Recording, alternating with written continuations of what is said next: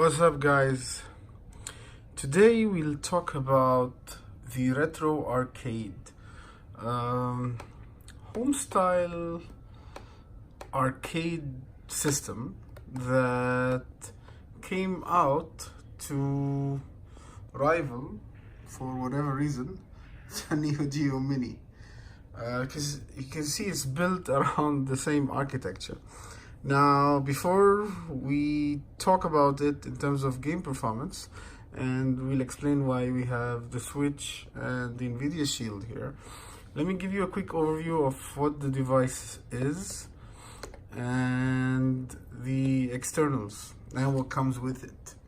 Now, in terms of what the device is, like I said, it's emulator type of mini arcade system that, I mean, you can see we have the mouse for comparison. This is a small mouse.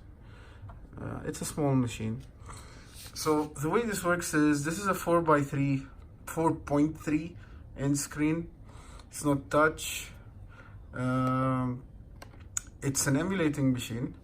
It comes with a nice joystick, which I played with and is pretty solid, to be honest, control wise. 6-button layout. Start, select buttons, volume rocker on the side, or scroll button on the side, and you have 2 USB ports to hook up the joysticks for 2-player games. You have a headphone TV out, so you can use your headphones, or you could have a composite out to the TV. Why would you do that? I have no idea. You have a memory SD card slot and older mini USB power cable to charge the enclosed lithium-ion battery. It has one speaker at the bottom, makes it sound okay, not very good, but not bad either. And then you have an on and off button, and there you go. So basically, the machine. Let me zoom in. The machine basically emulates a number of systems. Wait, there you go. Yeah. So you have arcade games, you have Game Boy Advance games, you have Super Famicom or Super Nintendo games, Mega Drive, Genesis, Famicom, NES, Game Boy Color, and Game Boy. Now, this is advertised to have 3,000 plus games, and it does. Because they're ROMs, they're loaded on, right? So yes, it has 3,000 plus games. Now, basically, I've seen this go for about $99 to $100 on Amazon, eBay, but this one I actually picked up from AliExpress for $70 shipped to Dubai. It might be a bit cheaper for you, but that's what it worked out for me. I got it in about 10 days, I would think. Yeah. And the device itself has 16 GB of onboard memory, with most of it almost gone. Now, here's an interesting bit. If you get this, and for whatever reason you find out that it does not have games, it is because these smart people over in China have input a cheat code. If you paid attention, I just input the cheat code, and what it did was it basically hides everything. So when I got it, I was like, what the hell, like, where are the games?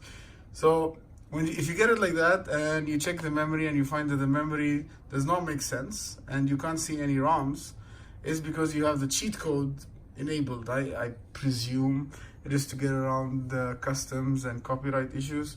So how does it work? So you press start, select 1, 2, 3, 4. Oh wait, sorry. You first have to go into the system info screen. Press 1, 2, 3, 4, 5, 6. And all the games come back.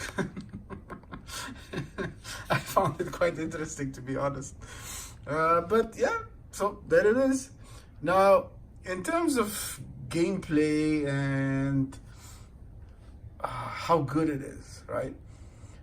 I thought of an interesting comparison to do.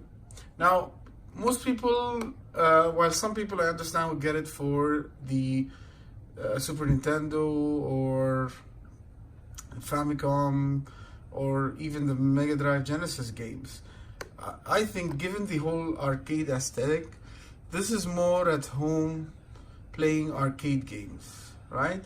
And it basically takes you back to that point in time.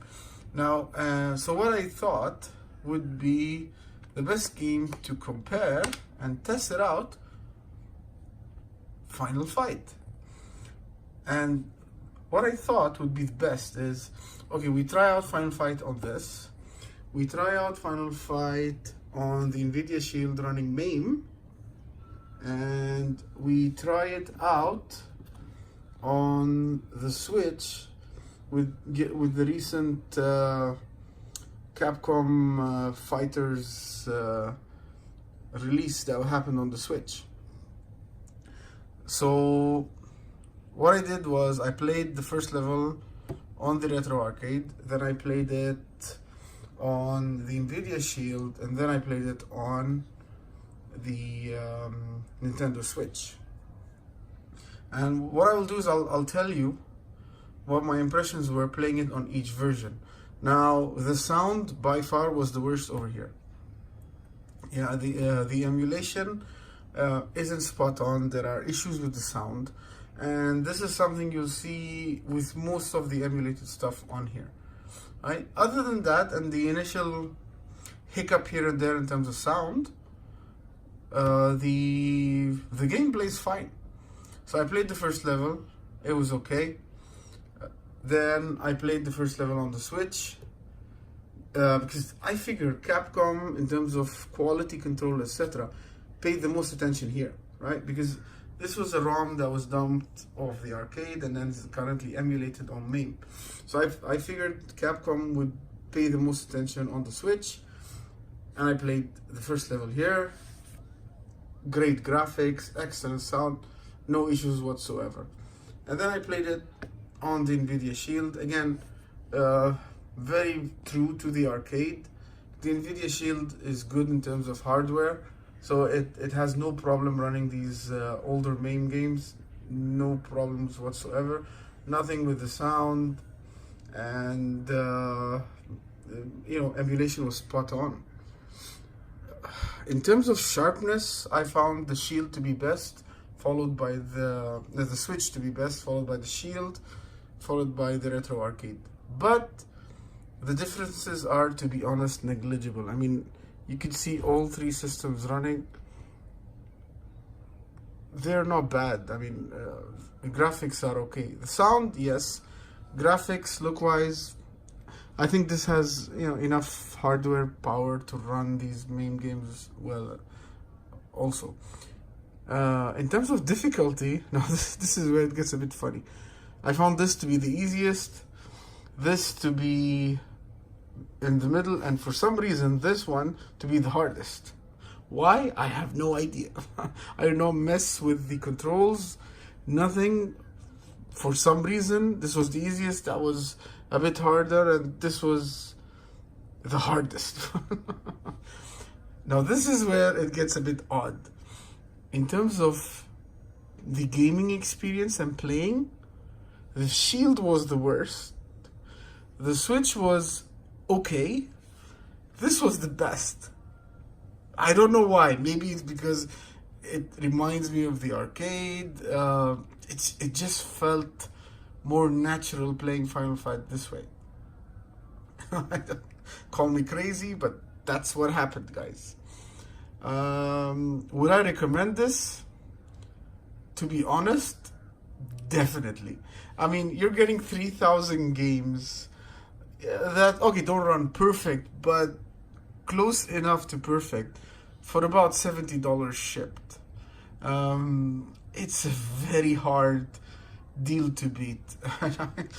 I cannot stress that. At $100, it's still a good deal. I mean, you know how expensive the Switch is. 3 times that, and you still have to buy the games. The Shield used to go for about 100 odd, 150 I think when it first came out. It still goes for 100 odd right now, right? Or any Android emulation device in terms of gaming. This one, $65, $70 shipped, very hard to beat. So I really find it difficult not to recommend this. If you decide to go for it, there are two color aesthetics that you can go with. One is this translucent black option, or you can have one that closely resembles the Neo Geo Mini. Personally, I went with this option. I wanted it to be different, and I did not regret it. So that's it, guys. Hope this video helped you make up your mind if you were on the fence getting this, or piqued your interest enough to go check it out. So till I see you next time, this is me tuning out.